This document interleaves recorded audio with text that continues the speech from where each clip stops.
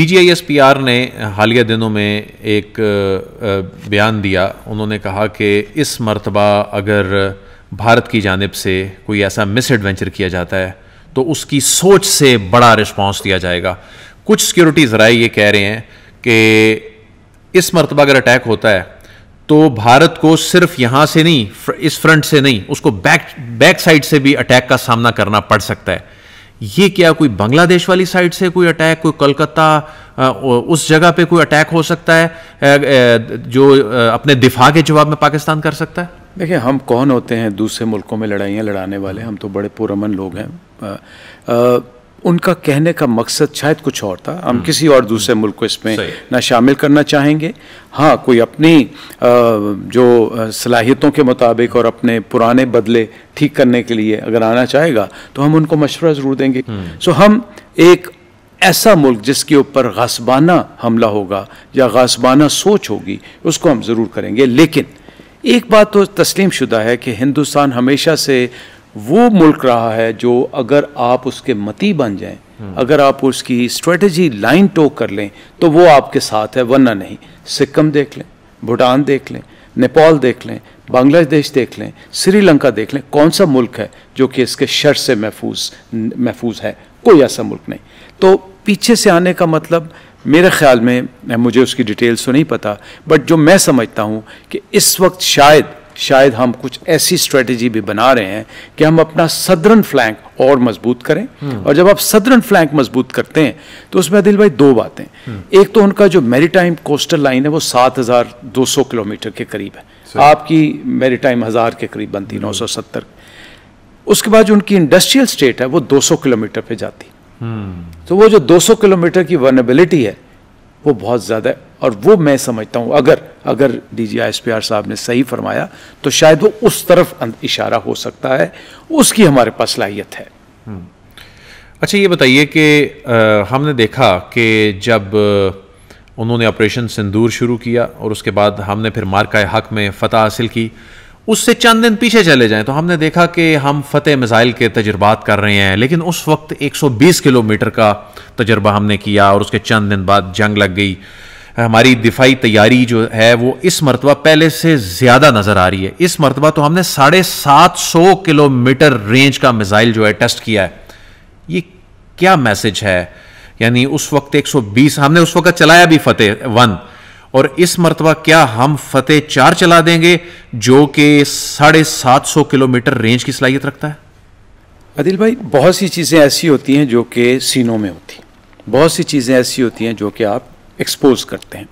अब जो आपने बताया, मैं अभी ऐसे आते हुए देख रहा था, मैं आपकी वजह से ये देखना चाहूँगा। आपके पास नसर जो आप पहला मिसाइल है, फिर अब्दाली है, फिर गजनवी है, फतेह की मैंने अभी बात नहीं की, फिर शाहीन 1 है, शाहीन 2 है, शाहीन 3 है, बाबर 1 है, बाबर 2 है, बाबर 3। मैं इनकी रेंजेस नहीं बता रहा, मैं इन पे ये भी नहीं बता रहा कि ये कितने किलोमीटर दूर तक जा सकते हैं। मैं चंद एक इशारे ज़रूर बताऊंगा। पहले तो ये एक जो ख़ास रेंज है, ये टैक्टिकल वेपन से लेके लॉन्गेस्ट पॉसिबल रेंज पे जाता है। दूसरा, जो हाईएस्ट रेंज वाले शाहीन सीरीज़ हैं वो रेडार की नज़र से ओझल हो जाते हैं, स्काई में जाके आते हैं, टेक्निकलिटीज़ में नहीं जाते। सबसे बड़ी बात है कि इनके ऊपर जो वॉरहेड ले जाने की सलाहियत है वो दोनों किस्म के हैं, कन्वेंशनल भी और न्यूक्लियर भी। इसके बाद जो मिनिमम रेंज है वो अगर शुरू करते हैं हम 70 से 100 किलोमीटर, जो कि आर्टिलरी और फ्रंट पे चलती है, तो लॉन्गेस्ट पॉसिबल ये 2600 से 2800 किलोमीटर तक जा सकते हैं। अब कितना वेपन ले जा सकते हैं, किस प्रिसीजन से जा सकते हैं, वो अल्लाह ना करे वो वक्त आए, लेकिन ये मैं आपको जिम्मेदारी के साथ बता सकता हूँ कि उसकी एक्यूरेसी कुछ मीटर्स में है। तो नरेंद्र मोदी जो है वो पागलपन में 1.5 अरब लोगों को तबाही के धाने पे लेके जाना चाहता है। यही हमारा अलमिया है, हमारा असल सोच ही है। हम ये कहते हैं कि तुम 1.4 अरब की आबादी के करीब के मुल्क हो, उसके बाद इसका इम्पैक्ट क्या सिर्फ इसी खत्ते में आएगा? नहीं, ये पूरे साउथ ईस्ट एशिया में आएगा जिसकी आबादी 2.2 बिलियन से भी बढ़ जाती है। फिर आपकी अपनी आबादी जो आपने बताया, उसमें मेरे ख्याल में 70 से 80% गरीब लोग हैं, और वो लोग हैं जो फुटपाथों पे प्लॉट नंबर लेके सोते हैं। इस अल्लाह के बंदे को जिसने रिगिंग से, अभी तो प्रूफ भी हो गया, रिगिंग से दोनों इलेक्शन जीते, और अब वो तीसरे इलेक्शन की तैयारी में उस सतह पे जाना चाह रहा है जो कि सिर्फ और सिर्फ आरएसएस की जो 100 साल तारीख है उसको मज़ीद ये स्याह खून से रंगने के मुतरादिफ। और आपको ये भी पता है कि आरएसएस वो तंजीम है जिस पे हिंदुस्तान के अंदर पाबंदी लग चुकी, और नरेंद्र मोदी साहब अमेरिका में नॉन वांटेड थे, जो इन्होंने गुजरात में कत्लगारी की, जो इन्होंने ईसाइयों के साथ किया।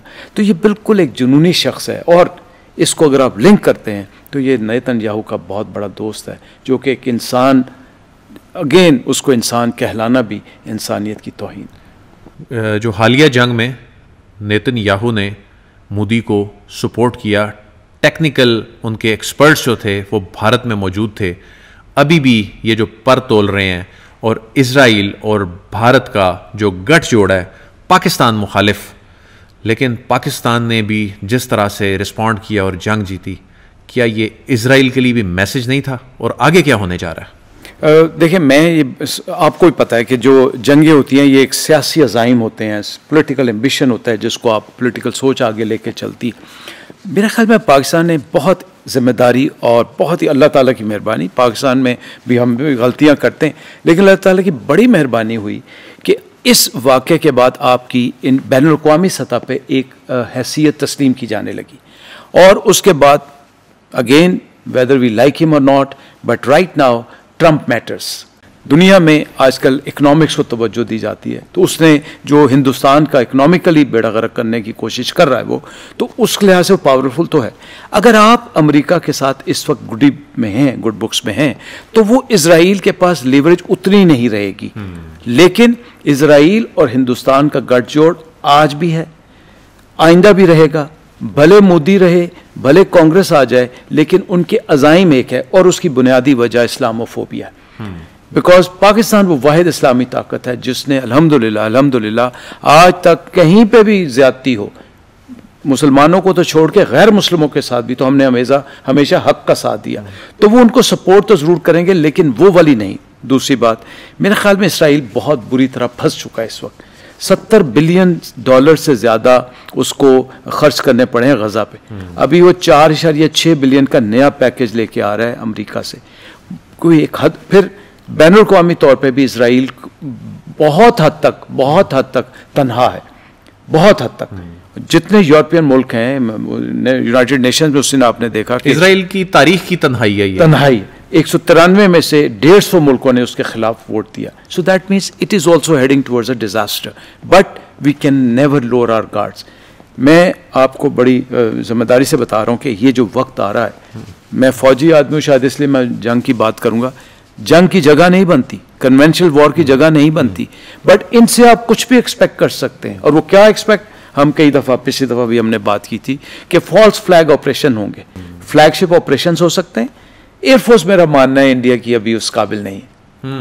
तो फिर ये रॉकेट जो उनके मिसाइल हैं या ड्रोन हैं, उनके थ्रू ऐसा कुछ करेंगे कि ये, मैं अल्लाह ना करे, मैं आपको एक मैसेज देना चाह रहा हूँ, हो सकता है ये सरकरी की तरफ चढ़ दौड़ें, हो सकता है ये कश्मीर की तरफ कुछ एरिया को ऑक्यूपाई करने की कोशिश करें। अच्छा, मैं आप इस पर जो मेरा तज्जिया, जो नई चीज तो ये जरूर करेंगे। यानी इस मरतबा ये अपने तैयारे फिजा में इसलिए नहीं भेजेंगे कि वो पाकिस्तानी गिरा देते हैं, और इस मरतबा वो मिसाइल से अटैक कर सकते हैं। तो हमारा डिफेंस सिस्टम जो है, क्या इतना कैपेबल पहले से ज़्यादा हो चुका है? देखिए, टाइम गैप तो बहुत कम था जी। इसमें ये नहीं हो सकता कि दिन रात आप उस टेक्नोलॉजी को ले आएँ कि जब आप कहें कि जब हम इनके लिए, ब्राह्मोस के लिए बिल्कुल शील्ड बन चुके हैं, ऐसा नहीं है। होता यह है कि आप टिट फॉर टैट करते हैं। जब इन्होंने पिछली दफ़ा अमेरिका के कहने के बावजूद, अमेरिका के प्रेशर में आके जंगबंदी की, फिर लास्ट मिनट इन्होंने ब्राह्मोस के अटैक किए, उससे पहले नहीं किए। सो पाकिस्तान इस दफ़ा इस चीज़ को केटर करते हुए अपने कार्ड्स पहले से खेलेगा। अच्छा, इस पर तो पाकिस्तान अपने कार्ड्स पहले खेल देगा। मैं तो ये कहता हूं कि सर, आपको अभी से ये डिक्लेयर कर देना चाहिए कि हमारी सालमियत के ऊपर अगर तुमने सोचा, तो अब हम प्रीएम्प्टिव क्यों नहीं करेंगे। हमें हक पहुंचता है कि अगर आप हमारे मुल्क के ऊपर इस तरह की इंतशार फैलाएंगे, तो इस दफ़ा हम भी प्रीएम्प्टिव कर सकते हैं, लेकिन हम कभी करेंगे नहीं। लेकिन हमें तैयार रहना चाहिए, 1। सेकेंड, मैं ये मानता हूं कि जो इस वक्त पाकिस्तान की पोजीशन है, हमें वक्त का इंतजार करने की बजाय बैनुल अक़वामी ताकतों के पास जाना चाहिए, उनके पास ये प्रूव लेके जाना चाहिए। उस नैरेटिव को जो हमने बाद में भेजा था, इस दफ़ा अभी से शुरू कर देना चाहिए ताकि दुनिया को हम पहले से ही बता सकें। देखिए, जितनी इसने गीदड़ भभकियाँ की, आप इंटरनेशनल मीडिया को सर्कल करें तो कोई इतना ज़्यादा उसको सिग्निफिकेंस नहीं मिल रही, बिकॉज उसकी अपनी रेलेवेंस ख़त्म। लेकिन पाकिस्तान इसको लाइटली नहीं ले सकता। मैं फिर कहता हूँ कन्वेंशनल वॉर की जगह नहीं है, मैं फिर कहता हूँ कि जो बैनुल अक़वामी हालात हैं उसमें जगह नहीं बनती, लेकिन इस शख्स से आप खैर की तवक्को नहीं कर सकते।